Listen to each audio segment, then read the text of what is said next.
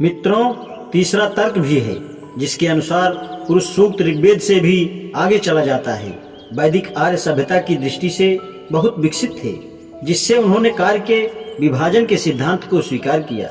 उन्होंने आजीविका के लिए अलग अलग साधन अपनाए।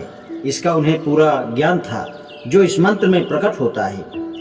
ऋग्वेद 113.6 कुछ व्यक्ति शक्ति की खोज में जाते हैं, कुछ यश की, कुछ धन की संपत्ति की खोज में जाते हैं और कुछ आजीविका की खोज में। उषा ने लोगों को जागृत किया कि वे अपनी विशिष्ट और अलग अलग आजीविका की खोज में जाएं।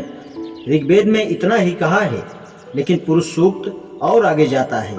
यह श्रम के विभाजन के सिद्धांत का पालन करता है और श्रम के विभाजन की योजना को लोगों के व्यवसाय के विभाजन की योजना में बदलता है तथा उसे निश्चित और अस्थायी व्यवसायिक वर्गों में विभाजित करता है। पुरुष सूक्त ने इतनी विकृत क्यों की? पुरुष सूक्त का ऋग्वेद से अलग होने का कारण यह भी है कि ऋग्वेद केवल मानव की बात करता है, भारतीय आर्य जाति की भी बात कहता है, जो 5 कबीलों के समन्वय से बनी है।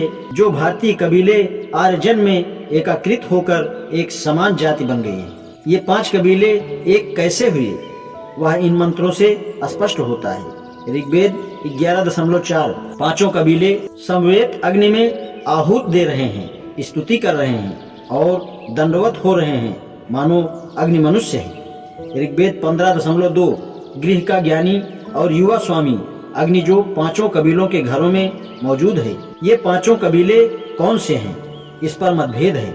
यास्क ने निरुक्त में इनके नाम गंधर्व, पितृ, देव, असुर और राक्षस बताए हैं। उपमन्यु के अनुसार इन कबीलों से 4 वर्ण और निषाद का अभिधान होता है। ये दोनों ही विचार गलत लगते हैं। पहले तो इसलिए कि 5 कबीलों की एक साथ प्रशंसा की गई है, जो निम्न मंत्रों से स्पष्ट है।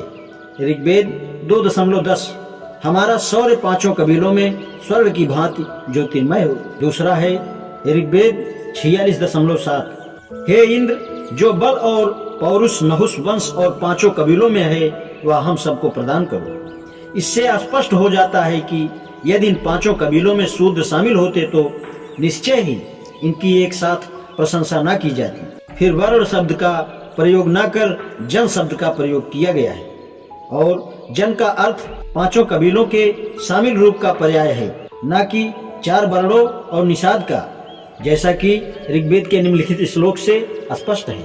ऋग्वेद 108.8 हे इंद्र, हे अग्नि, यदि तुम्हारा निवास यदु, तरवस, द्रहय, अनु और पुर में है, तो हे वीर, चहुओर से आकर सोमरस का पान करो। इन्हीं 5 कबीलों में से एक आर्य जाति बनी। यह अथर्ववेद के मंत्र 24.2 से स्पष्ट है। ये 5 क्षेत्र, 5 कबीले मनुष्य उत्पन्न हुए हैं। एकता और चेतना की भावना से ही यह स्पष्ट किया जा सकता है कि ऋग्वेद के मंत्र शिष्टाओं और ऋषियों ने 5 कबीलों का ऐसा क्यों उल्लेख किया।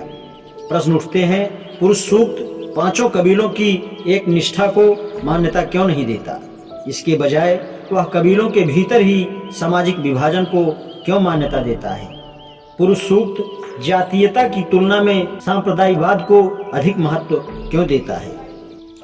आज इतना ही, शेष कल। धन्यवाद।